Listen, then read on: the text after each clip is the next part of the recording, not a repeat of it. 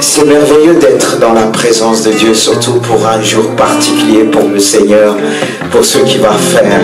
Et quand on le regarde, on les observe, on voit, ils sont tout blancs comme le soleil. Alléluia, ils sont merveilleux. Vous savez qu'est-ce qu'on va faire?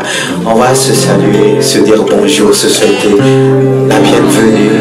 Et si vous pouvez aussi passer leur dire bon courage. En même temps, vous pouvez passer les encourager. Vous pouvez venir les encourager. Alléluia.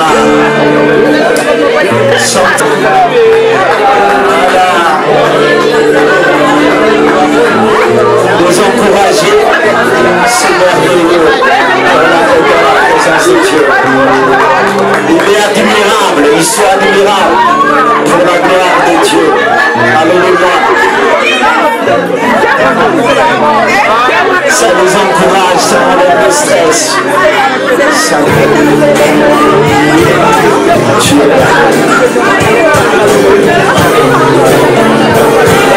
Alléluia. Ne restez pas sur.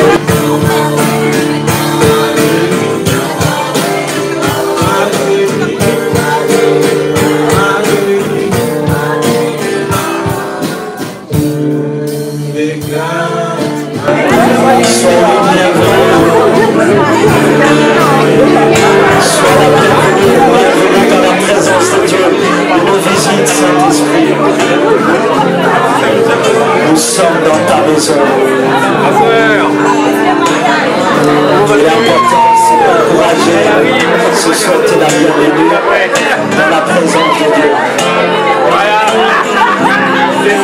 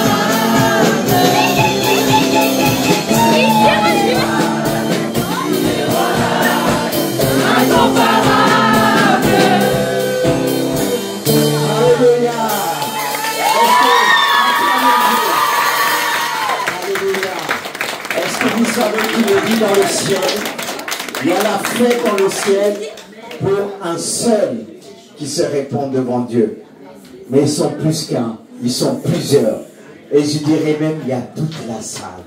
Est-ce que vous voulez chanter encore pour la gloire de Dieu? On veut ressentir ta joie. La joie d'Israël ne suffit pas, on a besoin de toi.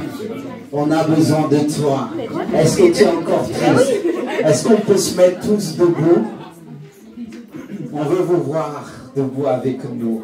Alléluia. Alléluia. Est-ce que vous êtes là, petit enfant, pour la gloire de Dieu?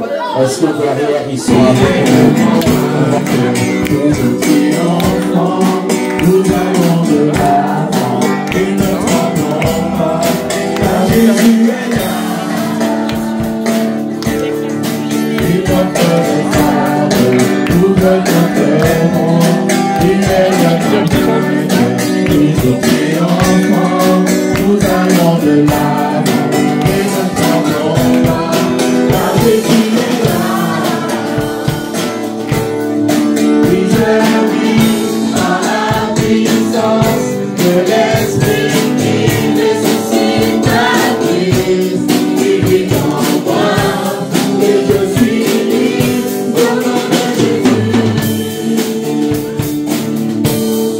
Oui, je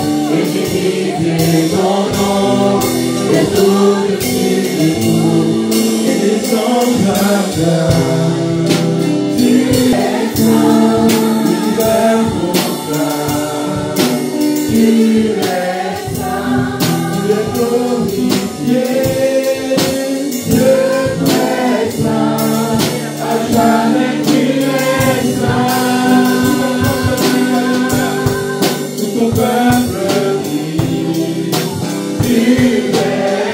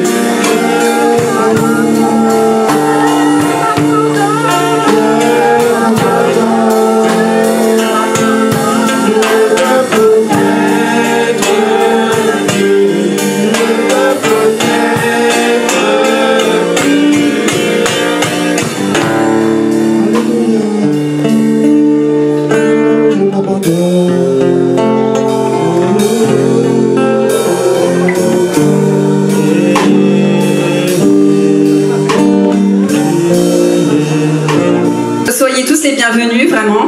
On remercie Seigneur du coup pour nos 6 baptisés qui vont s'engager. On voulait, avant qu'ils puissent s'engager, vous dire un peu ce que signifie en fait le baptème, pour qu'on puisse aussi vous expliquer, parce qu'il y en a pour certains, c'est peut-être la première fois que vous venez ici, vous connaissez pas, on vous a dit... je t'invite à mon baptême, mais pour vous le baptême en fait, peut-être que vous avez vu des baptêmes d'enfants, de petits bébés, ou peut-être que vous ne connaissez même pas du tout ce terme-là. Donc voilà, je vais vous donner quelques petites explications, mais vraiment soyez les bienvenus et on remercie le Seigneur pour cet engagement qu'ils vont prendre.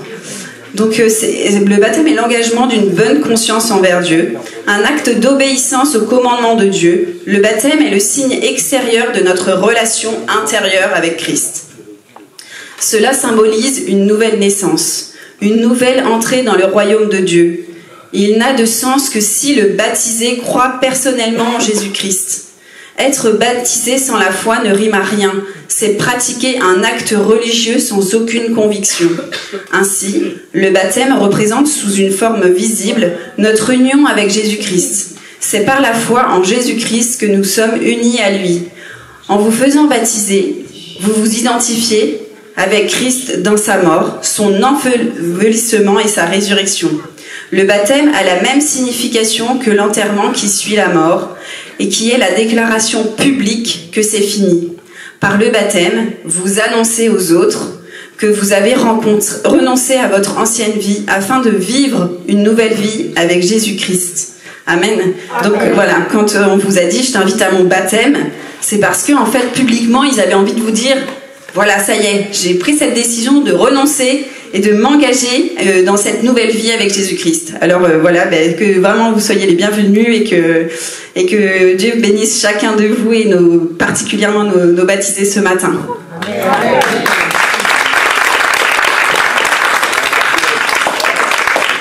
Comme Sylvie l'a dit, par sa lecture, ils vous ont invité aussi pour que vous puissiez assister à leur enterrement. C'est vrai, personne rigole parce que comme j'ai dit l'enterrement, mais c'est ça.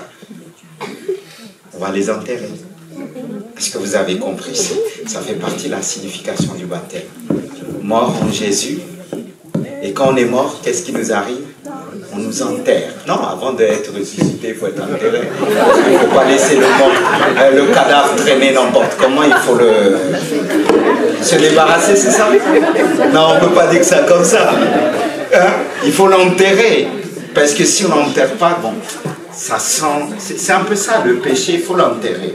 Là, ils vous ont invité pour suivre leur enterrement. C'est vrai que quand on va à un enterrement, on est souvent triste. Mais contrairement à celui-ci, c'est la joie. Et vous avez déjà vu qu'on enterre des morts, on danse en même temps, on chante? C'est du jamais vu. C'est vraiment un miracle.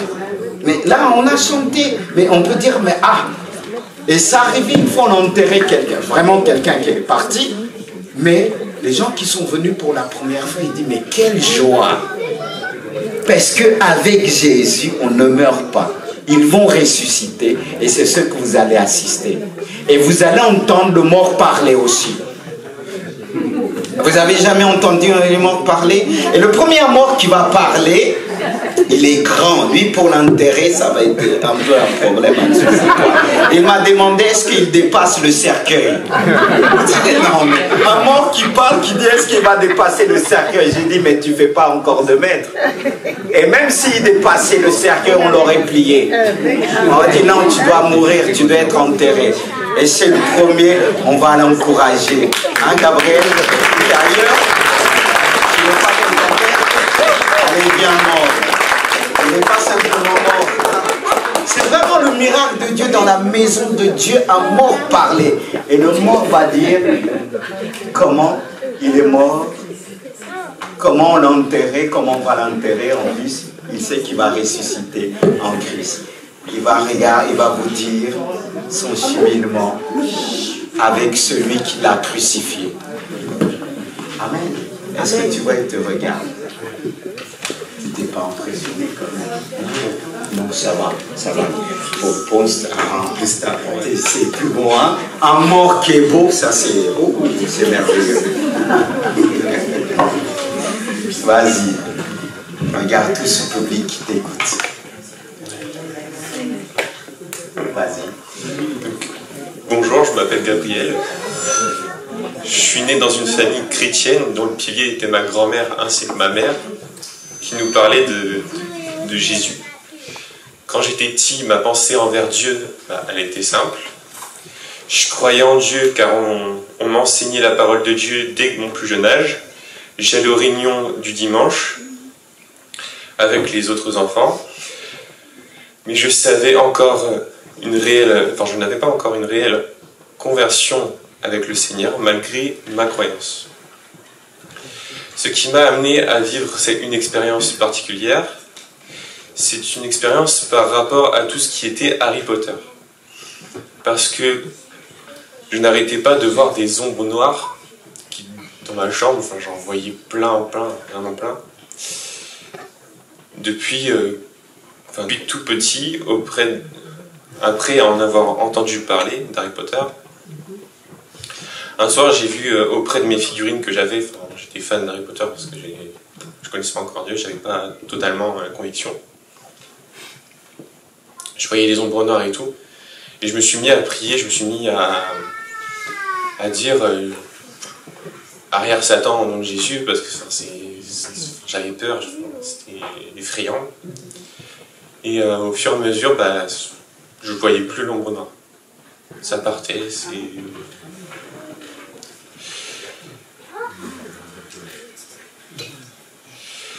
Après, les figurines que j'avais, vu que l'ombre noire ça venait de là, quand je suis séparé, j'en ai cassé quelques-unes, parce que je sentais que j'en avais besoin. Mais après les avoir cassées, je ressentais des picotements tellement forts, comme si qu'on me plantait des aiguilles dans le corps, mais des centaines.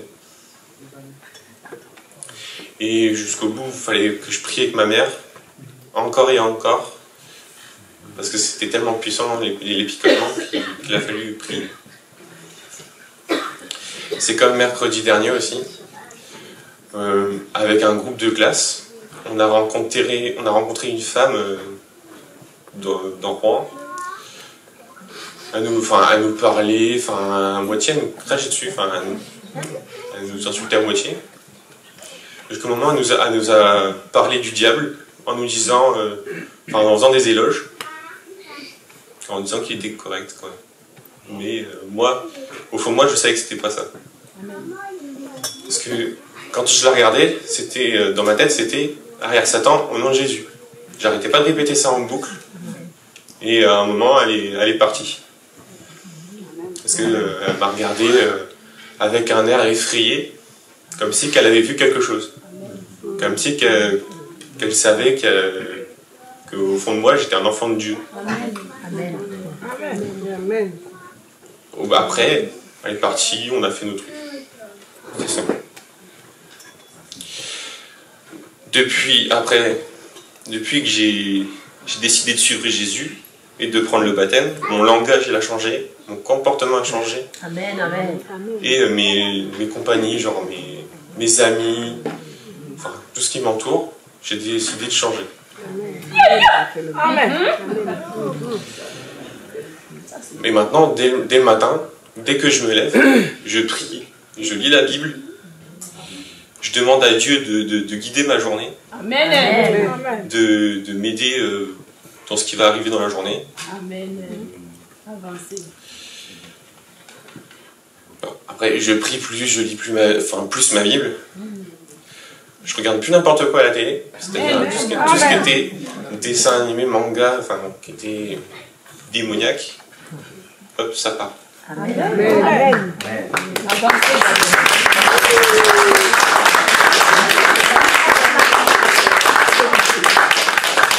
Si aujourd'hui je veux prendre le baptême, c'est que j'ai la conviction que Jésus est mort pour me pardonner mes péchés, qu'il a tout pris à la croix à ma place, et que je sais que quoi qu'il arrive, c'est près de lui que j'irai et que je veux être. Amen.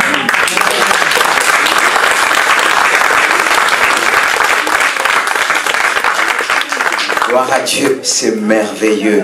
Et vraiment pour, comme on dit, exprimer davantage et sa foi, il a choisi un chant avec sa maman. Elle va, allez-y, vraiment, c'est le chant qu'il a on lève des choses.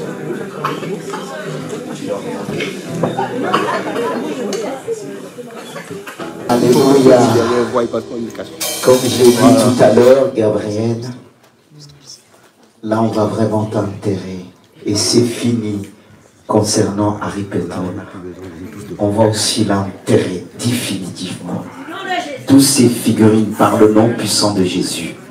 Et avant de t'enterrer définitivement, que tu puisses retrouver ta résurrection avec Jésus, je veux te poser quelques questions. Est-ce que tu es sûr et certain que tu as laissé tout cela derrière toi? Oui. Est-ce que tu crois que le Seigneur reviendra un jour pour te prendre et pour t'emmener dans le ciel? Oui, j'y crois.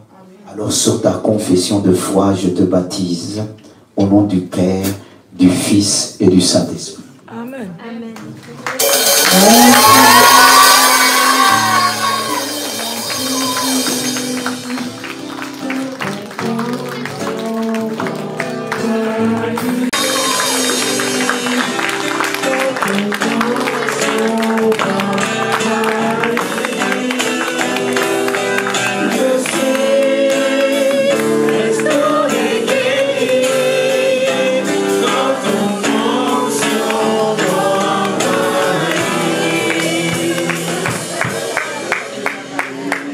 Avec cet anneau que je t'offre, Gabriel, c'est le symbole de l'engagement que tu as pris avec le Seigneur. Amen. Et je scelle cet engagement. Rappelle-toi, quand tu regarderas cet anneau, à chaque instant, chaque moment, l'engagement que tu as pris avec Jésus.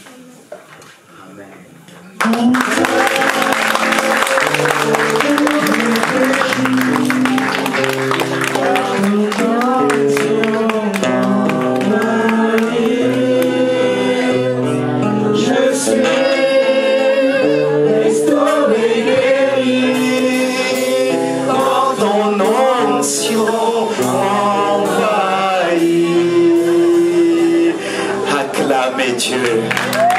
Alléluia. Il est ressuscité pour la gloire de notre Seigneur Jésus-Christ. Et c'est ce qui va se passer réellement quand le Seigneur reviendra un jour pour prendre ses enfants. Et on bénit Dieu. Ça ne s'arrête pas là. Ah, quelle joie du Seigneur. Ça va, merci? Viens. Voilà. Viens. Viens. Regarde, ça s'est bien passé avec Gabriel. Pour la gloire de Dieu, le Seigneur est fidèle. Est-ce que ses parents sont déjà là? Ah, que Dieu vous bénisse. Ils sont beaux aussi dans la présence du Seigneur. Je vais te laisser toute la place. Vraiment, tu vas dire en quelque sorte comment tu as rencontré le Seigneur, ce qu'il a fait dans ta vie. C'est vrai qu'on n'a pas le temps de tout raconter, mais le peu que tu vas dire, ça va vraiment faire du bien. Amen. Amen. Bonjour à tous, je m'appelle Amercy. Pour moi, aujourd'hui est un jour inoubliable. Je ressens une profonde gratitude envers ceux qui m'ont soutenu tout le long de ce chemin avec Dieu. Le baptême représente pour moi un nouveau départ, une lumière dans ma vie plus brillante.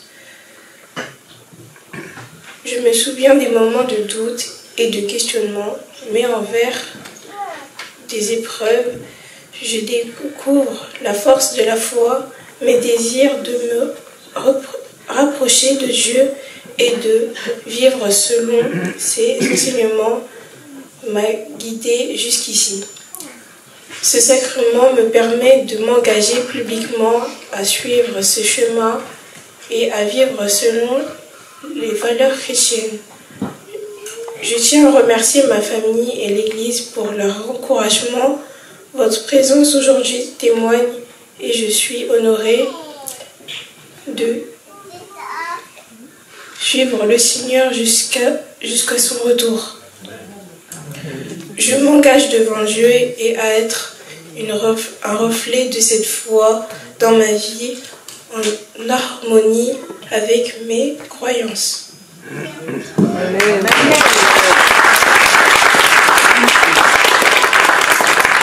Il faut savoir, j'ai oublié de préciser, je les ai mis par ordre d'arrivée à l'église. Première personne qui est arrivée, c'est Gabriel en 2020, en 2022, les deux frères et sœurs, 2023, et il y a 2024, septembre 2024, et les deux septembre 2024, un juin et un septembre. Voilà, c'est 2024, c'est Magali et Franck. Voilà, comme ça vous savez, on fait les choses selon l'ordre d'arrivée. Lisse. Alors c'est ton tour. Assis-toi d'abord. À toi, Jésus. Alléluia. Comme ce chant nous dit, tu es à lui. Tu es à lui. Tu es vraiment un parfum pour ce Dieu. Il doit ressentir continuellement ce parfum jusqu'à son retour. Est-ce que tu le promets? Être ce parfum agréable à Dieu, malgré ta jeunesse. Malgré ta jeunesse. Est-ce que tu lui donnes toute ta jeunesse? Est-ce que tu as cette conviction que le Seigneur a pris ta vie entre ses mains? Oui. Oui. Tu peux dire oui, je le crois. Mais c'est sorti.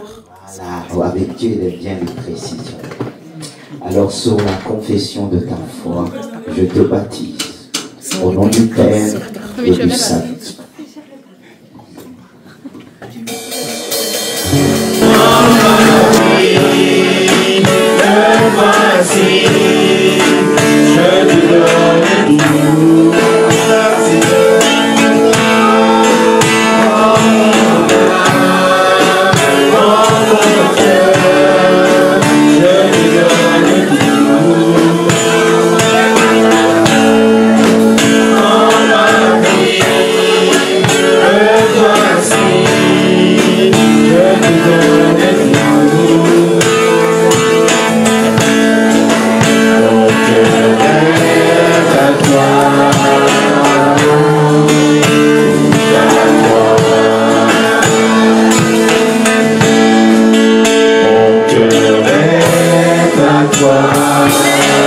Tour du grand frère. Est-ce que le grand frère est là? Il est tout mignon. Il parle pas beaucoup.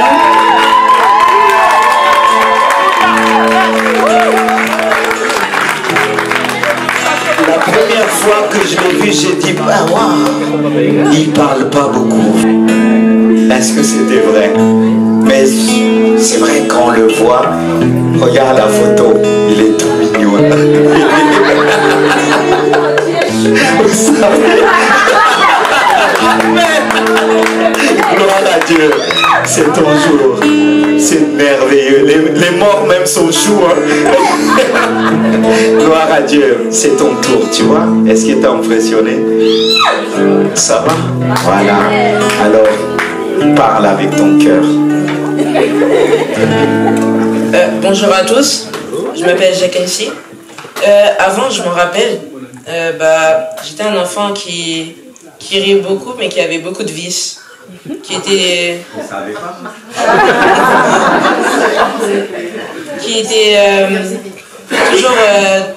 enfermé dans un cycle de mauvaises décisions et de relations toxiques. Mais j'avais aussi des mauvaises relations avec des gens qui n'étaient pas là pour ma réussite.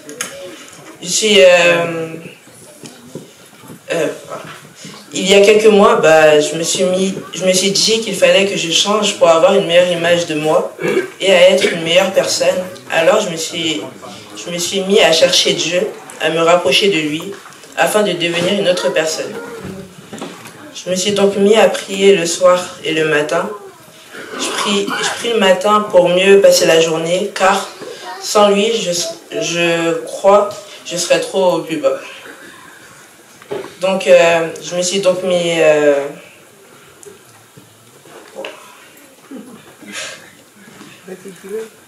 donc, car sans lui...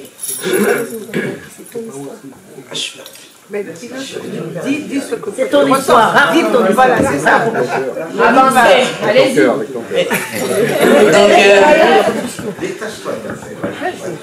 Donc je crois, si j'aurais pas donné ma vie à Jésus, je crois que je serais peut-être loin.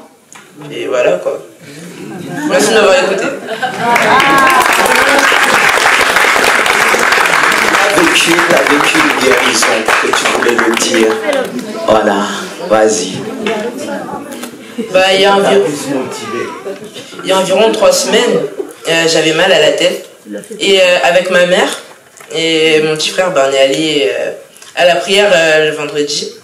Et le pasteur il a prié pour moi. Et après, j'ai plus eu mal. Amen. Et voilà.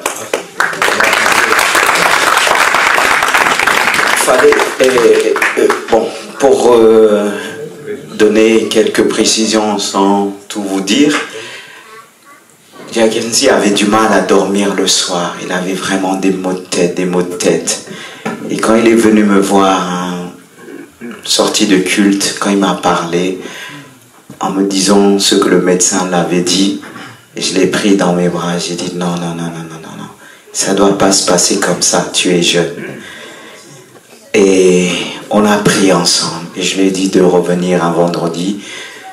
Car la guérison ne dépend pas seulement d'un homme, mais de toute l'église. Même s'il a dit le pasteur, mais l'église était aussi là. On a crié à Dieu, je lui ai dit crois. Et quelques jours, il nous a dit il a plus mal. J'ai dit mais après il faut voir le médecin, celui qui t'a diagnostiqué, qui puisse voir aussi ce que Dieu est capable de faire. Amen. Je ne dis pas qu'il n'utilise pas les médecins, mais Dieu agit d'une manière pour démontrer qu'il est au-dessus de tout. Amen. Et il le fait encore, il nous étonne. C'est vrai qu'il prie, il a envie de dire tas de choses, mais ce n'est pas toujours évident. Mais que Dieu te bénisse. Amen.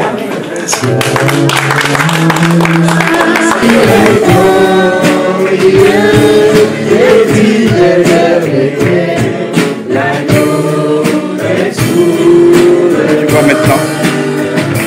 C'est quelque chose de bon.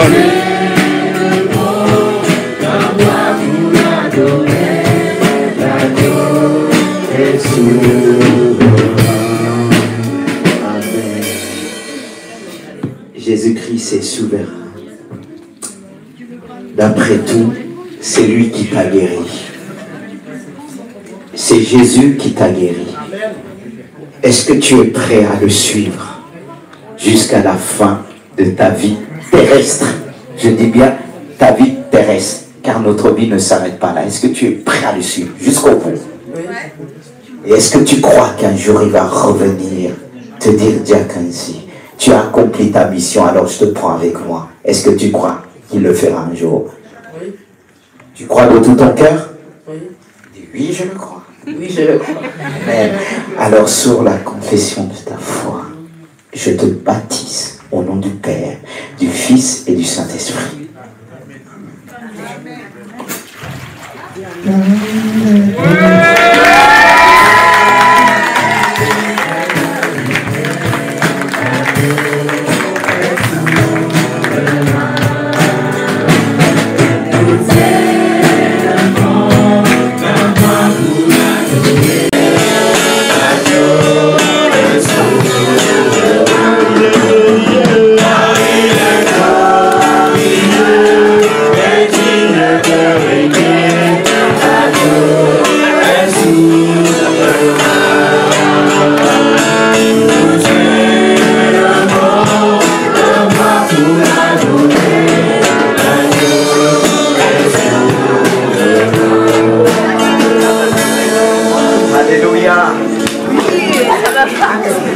Alléluia.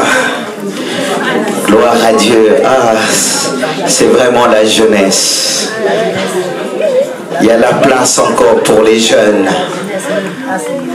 Béni soit Dieu pour notre jeunesse et le tour de Chloé, comme je disais, qu'elle est arrivée en 2023.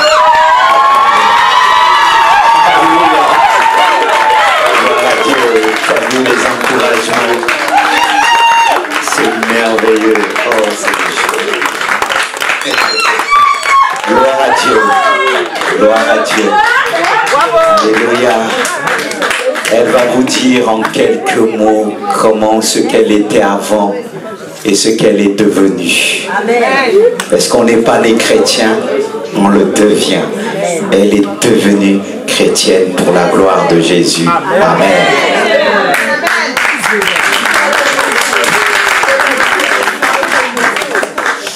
Donc, bonjour, donc, je m'appelle Chloé et moi je suis née dans une famille qui était athée où vraiment personne ne croyait en Dieu.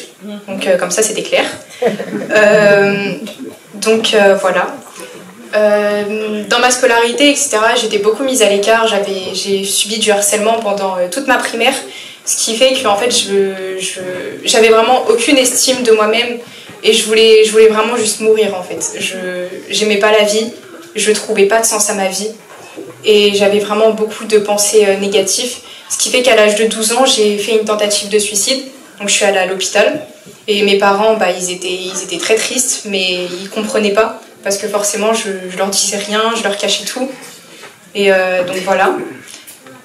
Donc, je m'aimais pas du tout. Et je cherchais vraiment à me détruire.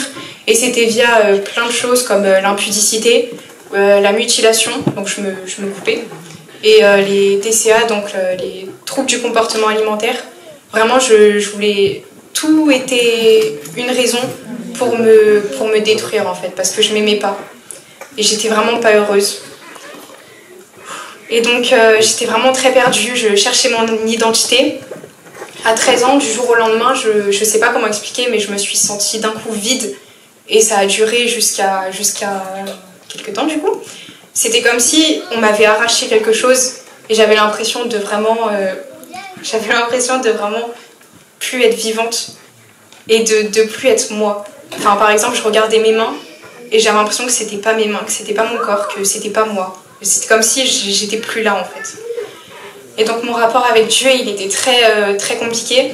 J'avais quand même une foi, je croyais en Dieu depuis petite, mais je me limitais parce que mes parents ne croyaient pas en Dieu.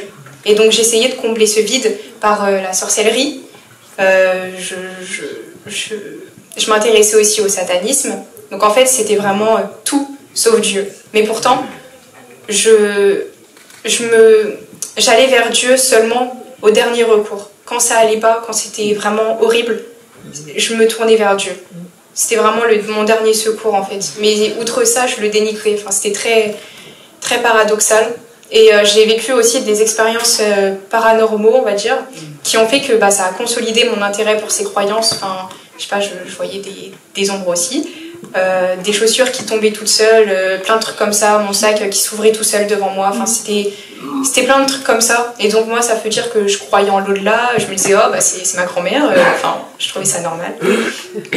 Et donc voilà, j'ai réellement rencontré Jésus-Christ il y a 3 ans, donc quand j'avais 15 ou 16 ans, je sais, bref. C'était une période où vraiment ça allait pas, j'étais énormément dans l'impudicité, j'avais pas d'estime de moi et je me laissais vraiment mourir en fait, ça n'allait pas, c'était horrible. À l'école, je travaillais pas, j'avais tout lâché en fait.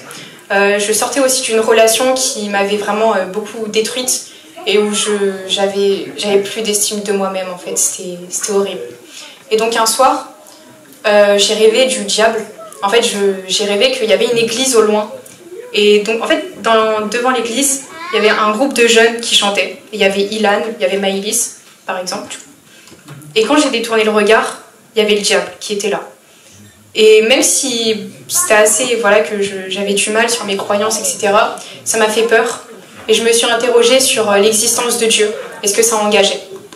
Donc après en avoir parlé à une amie, j'ai demandé à Dieu de se révéler à moi. Et quelques temps plus tard, j'ai fait un rêve.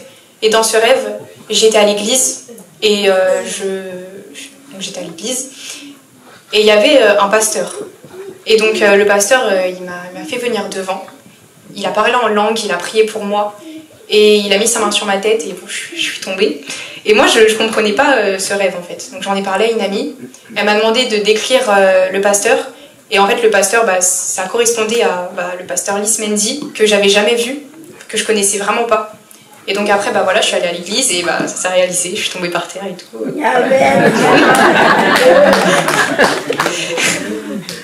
Et donc voilà, c'était ma première expérience à l'église et qui m'a donné envie de revenir encore et encore. Et jusqu'à présent, je tâche de vraiment être solide dans ma foi.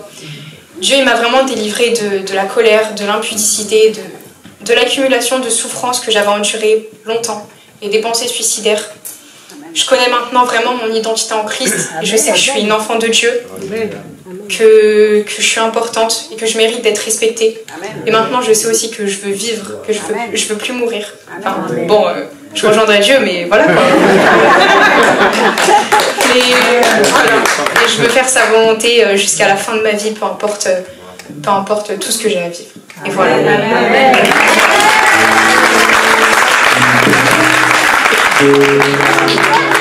Alléluia, c'est vraiment merveilleux. Elle a choisi vraiment un chant pour glorifier le Seigneur pour ce qu'il a fait. Alléluia. Recevoir louange et gloire pour l'éternité, toi seul. Recevoir louange et gloire pour l'éternité, toi seul est digne. De recevoir louange et gloire pour l'éternité.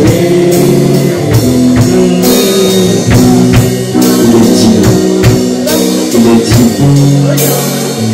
Chloé. Alléluia. On bénit Dieu pour ce qu'il a fait dans ta vie. Comment il t'a transformé. Et comme tu l'as dit, tu es prêt à le suivre jusqu'au bout. Mais je veux te poser, je ne sais pas, une question. Est-ce qu'aujourd'hui, tu aimes la personne que tu es pleinement? Est-ce que tu aimes comment il t'a fait? Oui. Est-ce que tu aimes encore le Seigneur Jésus-Christ de tout ton cœur? Oui.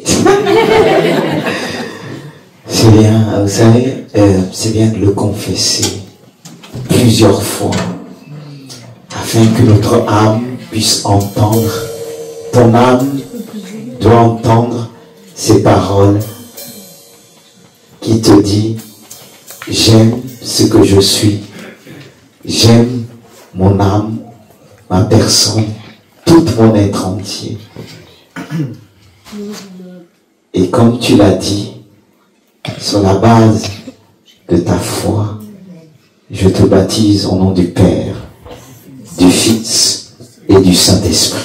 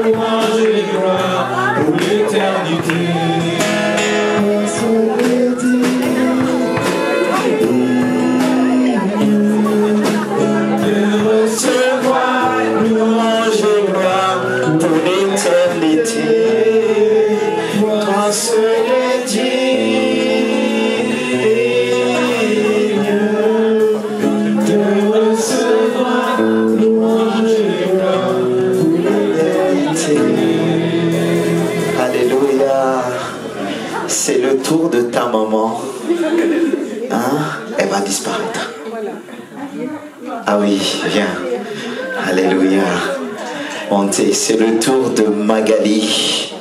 Voilà, toujours souriant pour la gloire de Dieu. Ah oui, c'est vrai. Elle est toujours souriante. Béni soit Dieu.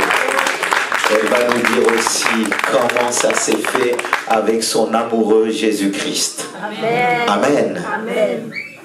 Bonjour, je m'appelle Magali, voilà. Je suis contente d'être là, déjà en tout premier, de vous voir tous. Voilà mon témoignage. Avant, dans ma vie ancienne, avant de donner ma vie à Christ, j'étais bordée de soucis. J'avais un gros fardeau, j'étais une vie très bousculée. J'arrivais pas à trouver la stabilité dans ma vie. Je dormais mal, j'étais limite dépressif. Je prenais des antidépresseurs à la place d'une autre personne qui me faisait souffrir, alors que c'était l'autre personne qui avait plus besoin de moi. Du coup, j'étais tout le temps en train de pleurer, j'étais anxieuse. Bon, voilà, c'est la vie. Je me dis, tout le monde a son fardeau. Même aujourd'hui, je pense que tout le monde a son fardeau, mais tout dépend comment on porte son fardeau. Et sans l'aide de Dieu, on ne peut pas porter son fardeau. Amen. Donc j'étais vraiment au plus bas.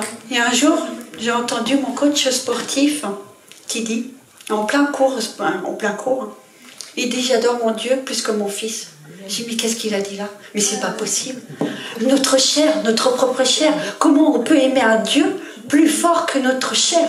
J'ai dit, et là, il a planté ça en moi, il a semé quelque chose de puissant. Moi qui n'étais pas sauvée. Les années ont passé, ma vie ne s'était toujours pas arrangée, je souffrais toujours autant.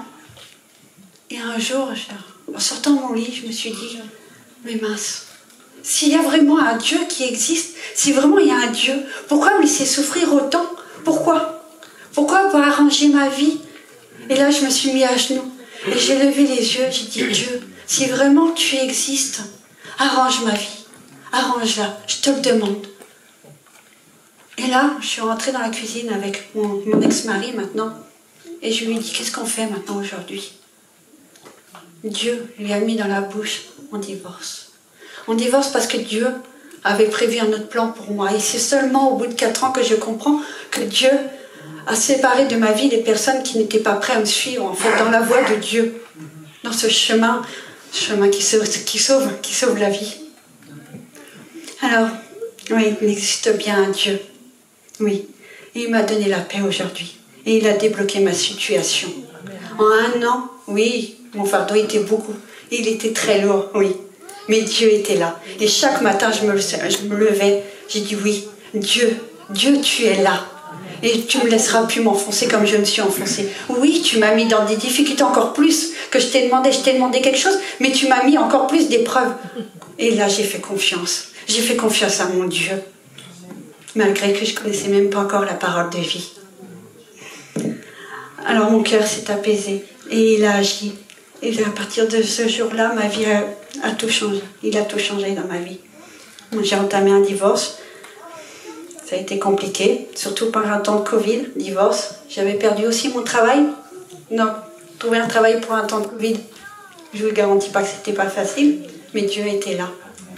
Je suis rentrée dans une boutique, ça va être court.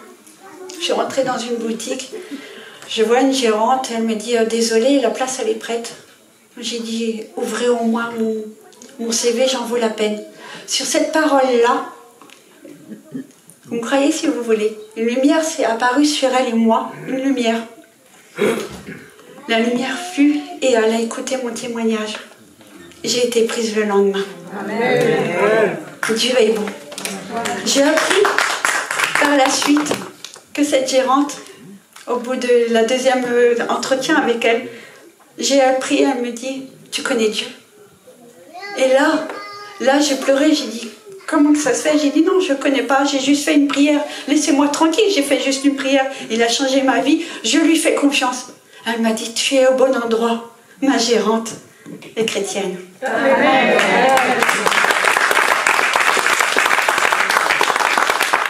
Depuis ce jour-là, j'ai des soucis, oui.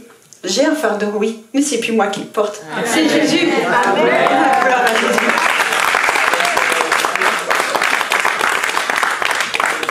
Aujourd'hui, je suis épanouie.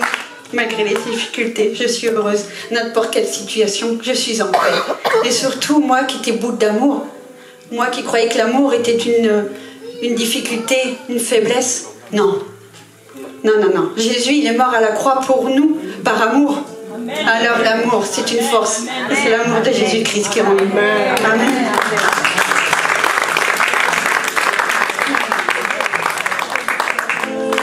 Maintenant, j'ai appris à pardonner en tout temps, parce qu'on est tous différents. Mais Jésus m'a appris à pardonner et ne plus être miné par la situation, parce que c'est plus notre problème. Amen. Merci.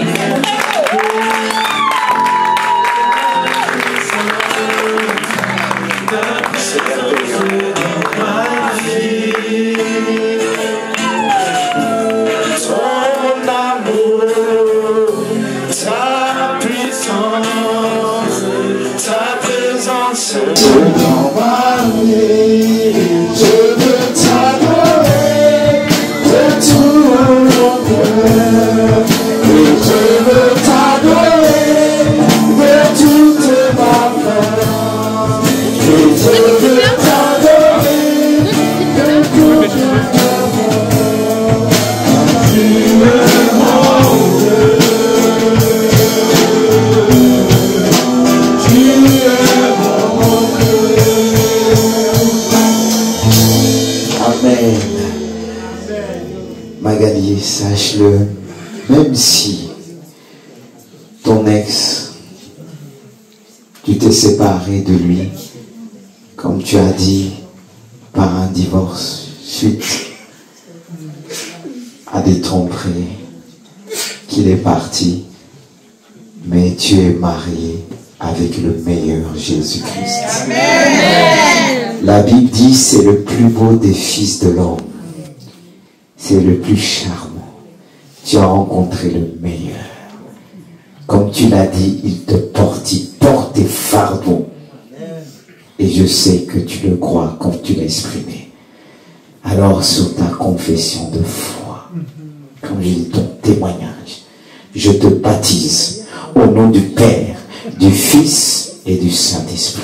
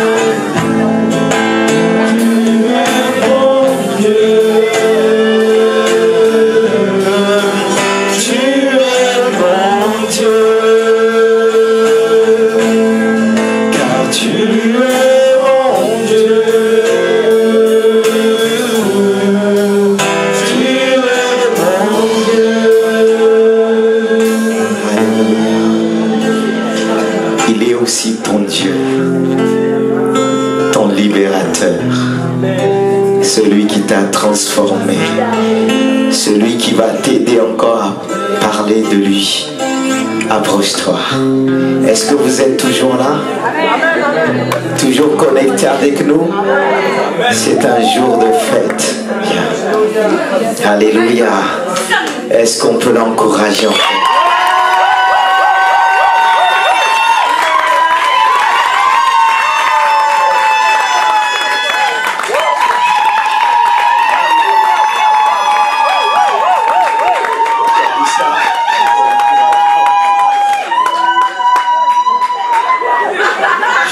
Eh bien, merci à tous, hein, c'est vraiment gentil. Ah là là, trop d'émotions. Merci, merci. Alors tout d'abord, je suis né d'une famille non chrétienne.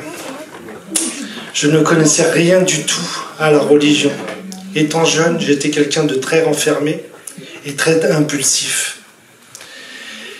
Et après, j'ai grandi, je me suis mis dans le rugby. Et pour moi, le sport, c'était toute ma vie. Du coup, je ne m'intéressais pas du tout à la religion. Et quelques années après, j'ai rencontré ma femme.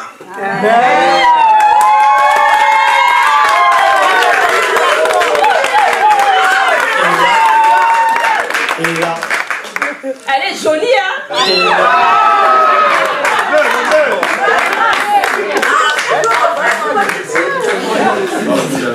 Et là, c'est magnifique.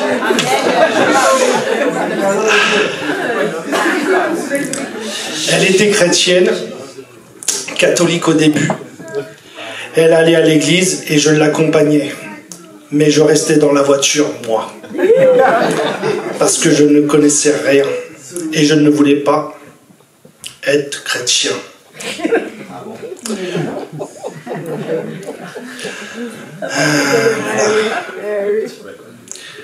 Pardon. Je reste connaître Dieu et les détails de la Bible, je ne savais rien du tout. Ça. Et quand elle m'invitait, je lui disais non, laisse tomber le temps de me préparer. Un jour, je me suis décidé à la suivre à l'église, sauf que c'était dans une église catholique. Et après, le prêtre a eu fini la messe. J'ai vraiment pas accroché du tout. Et puis, encore resté en réflexion,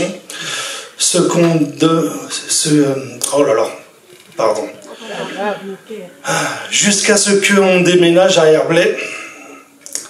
Et là, ma femme a découvert une église évangélique. Elle m'a invité. Et lorsque je suis allé à cette église, vraiment, j'ai ressenti la présence de Dieu. Amen. Parce que le pasteur a été très bien expliqué les versets. Amen. Et du coup, j'ai réussi à voir la différence entre le catholique et l'évangélique. Et maintenant, à partir de ce moment-là, chaque dimanche, j'étais prêt à écouter les messages de Dieu, à recevoir l'enseignement et à écouter ma louange. Parce que, pour moi, c'est tout nouveau. Et ça a commencé à m'attirer. C'est comme ça que j'ai commencé à être chrétien. Et avancer dans la marche de Dieu. Concernant mon changement à l'égard de Dieu, je pourrais dire que maintenant je suis moins colérique, moins impulsif aussi, et que Dieu a vraiment agi dans ma vie parce que maintenant je me fais rien sans prier. Aujourd'hui, je peux dire que je suis fier de moi parce que Dieu m'a transformé. Amen. Je suis plus ouvert, je suis plus serviable et me rapproche avec les gens. Se sont améliorés. Amen. Et je dis encore merci à ma femme.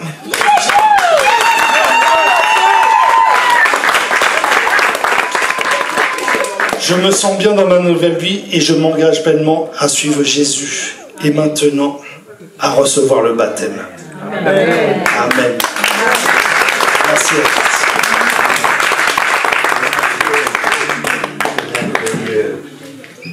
Merveilleux le travail qui a été fait. Alléluia.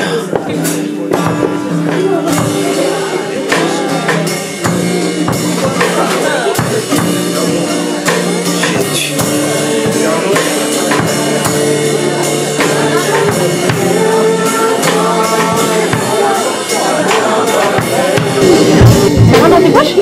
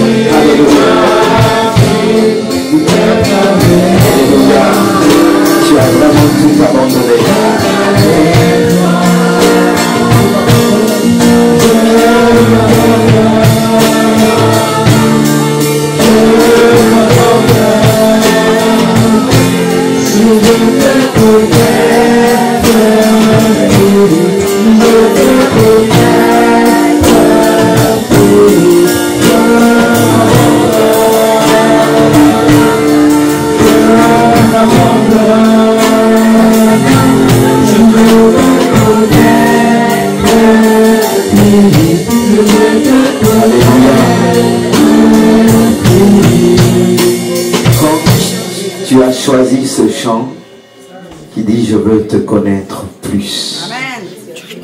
Ce chant qui nous dit aussi « Je m'abandonne ». Est-ce que tu t'abandonnes totalement, esprit, âme et corps, pour ton Jésus? Oui. Alors sur la confession de ta foi, je te baptise au nom du Père, du Fils et du Saint-Esprit.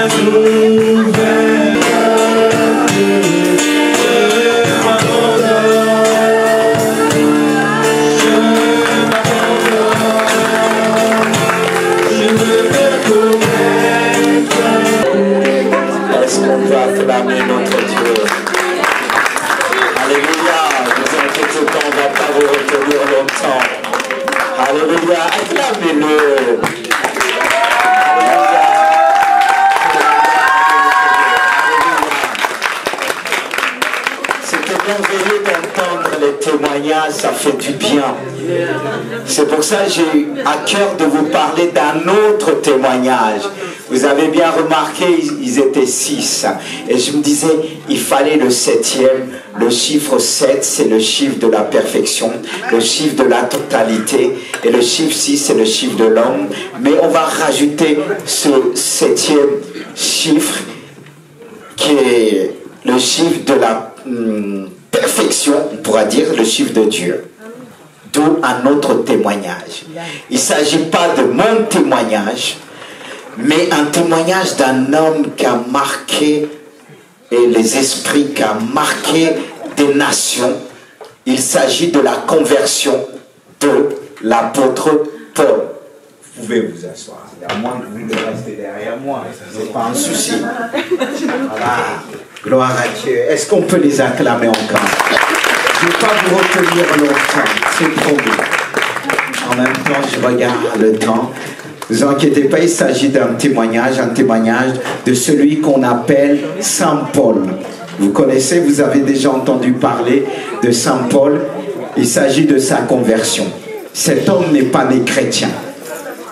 Cet homme n'est pas né chrétien, c'était sa religion, c'était un judaïsme, un pharisien, c'est-à-dire c'était la religion la plus rigide de l'époque en Israël. Cet homme est passé du judaïsme au christianisme. Et cet homme était vraiment un homme, on peut dire qu'il était, est-ce qu'on peut dire méchant? Mais il était animé par la religion comme on le voit aujourd'hui. Il y a des gens qui tuent au nom de la religion. Et pour lui, il était sincère dans sa foi. Mais un jour, il a rencontré Dieu. Et on va voir comment il a rencontré Dieu, sa conversion qui s'est faite en 3 étapes. Quand je dis en 3 étapes, sa rencontre avec Dieu, avec Jésus, son cheminement et sa transformation totale. Rencontre avec Jésus. Mais comment cela s'est fait? Comment il a rencontré Jésus? On retrouve dans le livre des apôtres, qu'on appelle Actes des apôtres, un livre d'action. Et quand on parle d'action, ça veut dire l'action de Dieu par son esprit. Et on voit qu'il est dit, comme, on va lire à partir du verset 1er. Cependant, Saul, qui est devenu Paul, respire encore la menace et le meurtre, vous entendez? La menace et le meurtre contre les disciples du Seigneur. Se rendit chez les souverains sacrificateurs et lui demanda des lettres pour les synagogues de Damas, afin que, s'il trouvait des partisans de la nouvelle doctrine, c'est-à-dire de Jésus, homme ou femme, il est amené lié à Jérusalem. C'était ça sa vie. C'était ça sa vie d'avant. Et dit, comme il était en chemin et qu'il approchait de Damas, tout un coup de lumière venant du ciel resplendit autour de lui. Il tomba par terre. Il entendit une voix qui lui disait, Saul, Saul, pourquoi me persécutes-tu? Il répondit, qui es-tu, Seigneur? Et le Seigneur dit, je suis Jésus que tu persécutes. Il te serait dur de regimber contre les aiguillons. Ah, ce sera dur de regimber contre les aiguillons. Sa rencontre, on la trouve dans ce passage-là. Il est dit que, comme il était en chemin, pour aller chercher des chrétiens, pour les attacher, les lier. C'était ça, ses envies de respirer, de meurtre. Pour lui, c'était une haine en quelque sorte, comme aujourd'hui. On le voit, on le constate dans certains pays, on tue les chrétiens. On détruit les chrétiens, on brûle leurs maisons à cause de leur foi. Est-ce que c'est normal qu'à cause de leur foi pour Jésus-Christ, qu'on va prendre quelqu'un, le mettre en prison, c'est qu'il y a quelque chose derrière.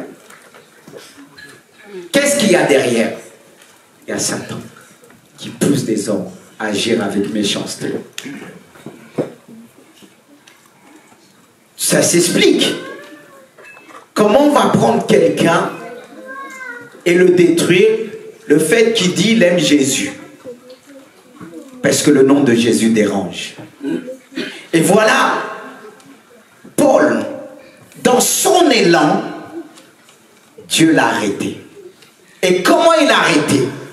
Il est dit, tout à coup, une lumière venant du ciel resplendait autour de lui. Il est tombé par terre. Qui peut tenir devant Dieu? Même le plus grand. L'apôtre Paul, on avait peur de lui. Mais lorsqu'il a croisé la lumière de Dieu, il est tombé par terre. Cette lumière qui nous éclaire, cette lumière qui nous montre le chemin, mais cette lumière peut te briser. Cette lumière a mis par terre, l'apôtre Paul est tombé par terre. Et il a entendu une voix qui lui disait, pourquoi me persécutes-tu? Mais il peut dire, mais quel jour j'ai persécuté cette voix que j'ai du mal à voir? Est-ce qu'on peut persécuter la lumière? Tout s'explique chaque fois que les gens tuent les chrétiens, ils font des choses aux chrétiens, du mal, c'est à Jésus qu'il faut. Je ne sais pas si vous avez déjà entendu un témoignage d'une Iranienne. Il faut savoir l'hostilité en Iran. Ce témoignage est parlant. Le père d'une fille qui est devenue chrétienne. Cette fille, elle pouvait, malgré les menaces, elle ne pouvait pas se séparer de Jésus. Et qu'est-ce qu'ils ont essayé de faire? La marier. Ça n'a pas marché. Il a frappé le papa. Il frappait sa fille. Il dit, tu dois abandonner. C'est une honte pour des musulmans. Suivre Jésus. Et d'un coup, le père qui tapait sa fille, il se trouvait à pleurer, à pleurer, à pleurer, parce qu'il a vu Jésus. Sa fille n'a rien vu. Mais le fait qu'il tapait sa fille, elle est en sang. Jésus lui a dit, pourquoi tu me frappes? Pourquoi tu me frappes? Peut-être toi qui te moques de ta soeur, je le sais encore. Un jour, Jésus va te dire, pourquoi tu te moques? Et cet homme était effrayé comme l'apôtre Paul. Il est tombé par terre. Il a dit, sa fille, prie pour moi. Mais sa fille était étonnée. Le persécuteur, d'un coup pleurait. C'est vraiment un miracle de Dieu. Personne ne pouvait changer ce musulman. Personne ne pouvait l'arrêter. Mais Jésus a vu la foi de son enfant. Elle était prête à perdre sa vie pour Jésus. C'est ça être un véritable chrétien. Parce que la Bible dit, combien même tous t'abandonneront, moi, je t'abandonnerai jamais. C'est la déclaration formelle de Jésus. Alors comment expliquer de dire, le Seigneur n'existe pas? J'aime bien rencontrer des personnes qui me disent, le Seigneur n'existe pas. C'est une fuite. Quand on dit, je ne crois pas à Dieu, Dieu nous a créés pour croire en lui. L'apôtre Paul croyait, mais il était détourné autrement. Et Dieu connaissait son cœur. Et lorsqu'il a rencontré le Seigneur, il a dit deux choses. Qui es-tu? Jésus aurait pu dire, je suis Dieu, je suis le Seigneur des Seigneurs. Mais regardez l'humilité de Jésus. Il dit, je suis celui que tu maltraites. Je suis celui que tu méprises. Chaque fois que tu méprises, la foi de tes parents chrétiens, c'est Jésus que tu méprises. Parce que c'est ce que Jésus a dit à l'apôtre Paul. Mais il te sera dur de regimber contre les idiots. Parce que chaque fois que tu vas essayer de prendre le dessus, tu vas te retrouver à terre. Je te mettrai par terre. Voilà sa rencontre avec Dieu et son cheminement. Il a dit à Jésus, maintenant que tu t'es révélé, que veux-tu que je fasse? C'est touchant, car beaucoup ils ont entendu parler de Dieu ici. Mais ça n'a rien changé une décision dans leur vie. Il y a beaucoup qui croient en Jésus, mais ne le suivent pas. Mais l'apôtre Paul a dit, que veux-tu que je fasse? Il n'a pas dit en disant maintenant, bon, Seigneur, tu veux que je fasse quoi? Que je reste pharisien? Que je reste tel que je suis, vu que mes parents ne croient pas en Dieu? Alors tu comprends Dieu. Il n'a rien demandé, si ce n'est dit, que veux-tu que je fasse? Il a dit, lève-toi, je te dirai ce qu'il faut faire. Amen. Et il s'est levé aveugle parce que la lumière l'a frappé d'aveuglement. Il fallait qu'il retrouve la vie. Et d'où cette troisième étape avec Jésus qu'il a dit, qu'il a eu, c'est un changement total. Un changement radical, car sa vie a radicalement changé par la lumière qu'il a eue, la parole de Christ, et par le Saint-Esprit aussi. Parce qu'il faut savoir, l'apôtre Paul, qu'est-ce que Dieu a fait? Il a suscité un homme qui devait prier pour lui. Et quand Jésus a parlé à cet homme, il a dit, ah non, non, non, non, non, cet homme a fait tellement du mal à l'église. Cet homme a fait tellement ceci. Mais Dieu connaît les cœurs. Il est capable de changer un criminel. Il est capable de changer un menteur. Il est capable de changer un adultère si le veulent vraiment changer, se repentir. Et cet homme a dit non, tu sais ce qu'il a fait. Mais Dieu lui a dit, va vers cet homme, car je veux faire de lui un instrument qui se tiendra devant les rois, Amen. Devant les royaumes, les nations, pour parler de moi. Et Ananias est parti. Et lorsqu'il a vu Paul, est-ce qu'il lui a dit, ah, c'est toi qui as fait ceci, qui as fait cela? Il a dit, lève-toi mon frère. Il a appelé tout de suite frère. L'amour de Dieu. Il pouvait le rejeter. Et c'est ce que les baptisés ont senti ici, l'amour de Dieu. Dieu vous a montré qu'à l'église, on ne rejette personne. L'apôtre Paul, on aurait pu le rejeter. On rejette ceux qui ont un casier judiciaire. On le rejette facilement. On a peur que les choses se reproduisent. Mais Dieu a tendu la main à l'apôtre Paul. Lève-toi, sois baptisé et retrouve la vue. Car c'est un changement radical. Et ce changement a fait que Dieu a pardonné ses péchés comme nous le voyons. Et ce pharisien devenu chrétien, j'ai marqué, le persécuteur est devenu persécuté. Alors le verset 11, non, verset 22 nous dit, Saul, se fortifie de plus en plus. C'est ce que je souhaite aux baptisés. Écoutez-moi bien. Vous devez vous fortifier de plus en plus. Aujourd'hui, c'est qu'un départ. L'arrivée, c'est là-haut. Il est vrai que l'éternité commence ici-bas. Et il ne faut pas espérer le paradis si on ne le prépare pas ici-bas. C'est ici le point de départ. Et le point d'arrivée, c'est là-haut. Regardez lui. Il se fortifie de plus en plus. Il confondait les Juifs. Les Juifs qui avaient envoyé l'apôtre Paul, il démontrait que Jésus est le Christ, c'est-à-dire le roi de Dieu. Jésus veut dire sauveur. Christ veut dire le roi de Dieu. Il a démontré, et ce que vous devez faire, vous devrez démontrer que Jésus est Christ. Et c'est valable pour Chloé. Même si tes parents ne croient pas, mais il doit avoir Jésus-Christ en toi. Amen. Il doit avoir l'amour de Jésus en toi. Il doit avoir la passion de Jésus. Même s'il y a des moqueries, des incompréhensions, mais il doit voir. Et un jour, ils tomberont, comme l'apôtre Paul. Ne crains pas ceux qui se moquent. Moi, j'aime les rencontrer. Ceux qui se moquent, Dieu n'existe pas. Vous savez, quand Dieu nous met face à ces gens-là, c'est ce que je fais.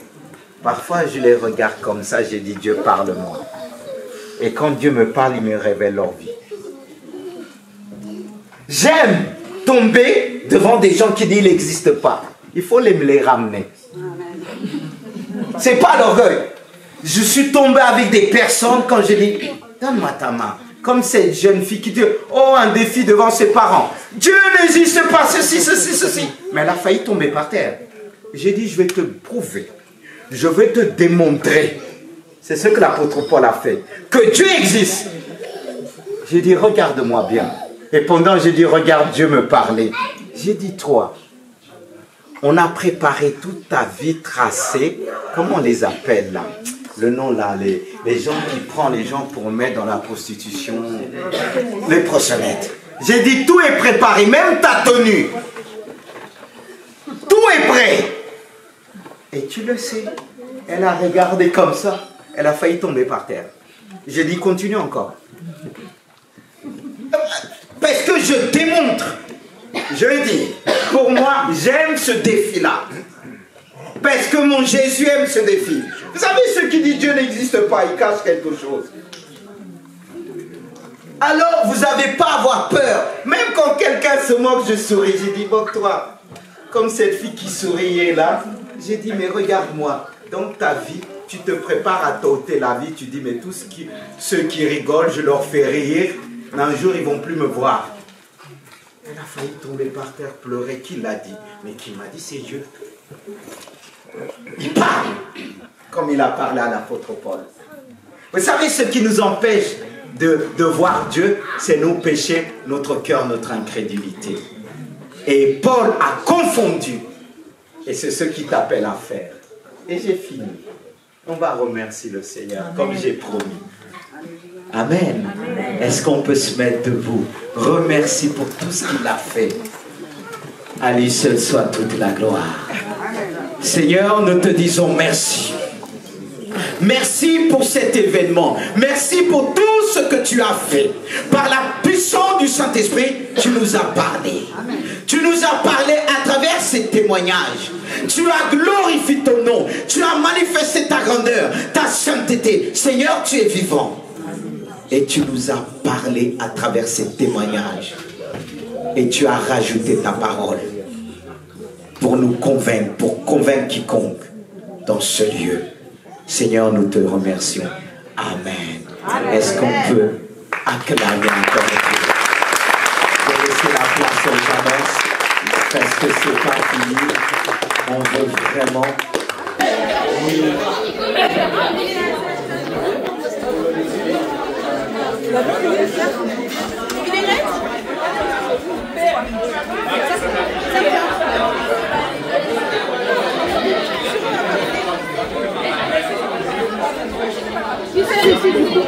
Non mais c'est le plat, c'est pour après. Ah d'accord, excusez-moi, je vais les voir.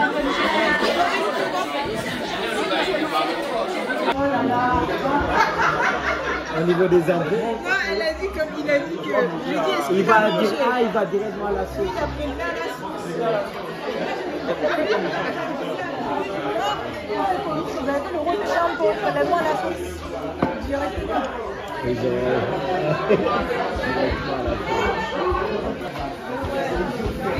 Tu as lancé déjà?